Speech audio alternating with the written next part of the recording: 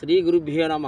జై అచల సద్గురు మహారాజుకు జై. అట్లనే సృష్టిలో కూడా సర్వం కూడా నేననే వస్తువే సర్వ వ్యాపారాలు చేసింది. నేననేవాడే గుడి కట్టించాడు, నేనేవాడు మసీదు కట్టించి అల్లా అన్నాడు, నేననేవాడే రకరకాల దేవుడు కట్టించారు, రకరకాల మతాలు ఎన్ని వెళ్ళినాయి. కానీ అన్నిటికీ మూల ఆధారం ఏంటి? ఆధారం అంటే నేనే వస్తువు నీకు నేనే ఎట్లా పెంచాడు?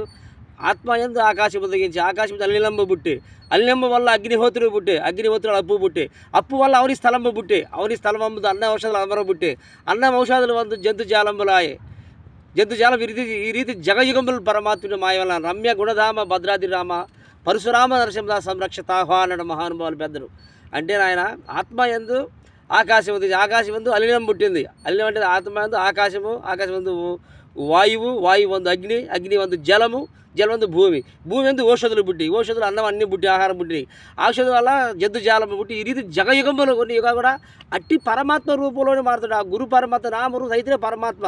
నీ ఇష్టం వచ్చినట్టు దేవుడు పెట్టుకున్నా కాదు, నీ భ్రాంతి కోసం పెట్టుకున్నావు. నా భార్య అని, నా పిల్లని, నా వస్తువుని, నా సంసారాన్ని ఎట్లా భ్రాంతి ఉందో అది కూడా నీ దైవుడని నా భ్రాంతి కాబట్టి భ్రాంతి రైత బోధపోవాలంటే కోటికి ఒకడు, నూటికి కోటికి ఒకడు మహానుభావుడు.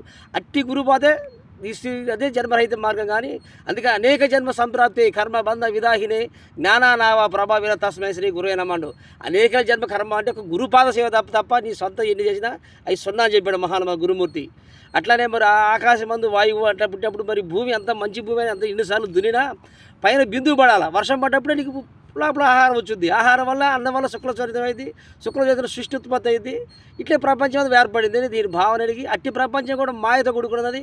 అట్టి మాయ అతీతమైన సద్గురు సేవ చేసి గురుపాద సేవే స్థిరమ, గురుపాద సన్నిధి స్థిరమైన పెన్నిది, గురు తెరిగి నిజపడితే గురితారని చెప్పి గురువు మించిన దైవం లేదని, అన్నింటికీ ఆ గురుదేవుడే అని అన్నిటికీ తెలుసుకొని మానవ జన్మ అనేక జన్మల్లో కూడా మానవ జన్మ మొత్తం అని దానికి మళ్ళీ 84 లక్షల జీవరాశుల్లో కుక్క, కోడి, పంది ఎన్నో రకాల వేషాలు వేసుకొచ్చి లాస్ట్ మానవ జన్మ మళ్ళీ రావాలంటే కొన్ని యుగాలు పుట్టింది కాబట్టి ఆయన గురుపాద సేవ చేసి గురుడే దైవం అన్నవాడికి వాడే ముముక్షం పొద్దుడు. కానీ నువ్వు ఎంత చేసినా కానీ సున్నా, అన్ని చేసినా బ్రహ్మజ్ఞానం తెలియకుండా అన్ని చేసినా అన్ని సున్నా, బ్రహ్మజ్ఞానం తెలియకుండా అన్ని చేసినా అన్ని సున్నా అని చెప్పారు.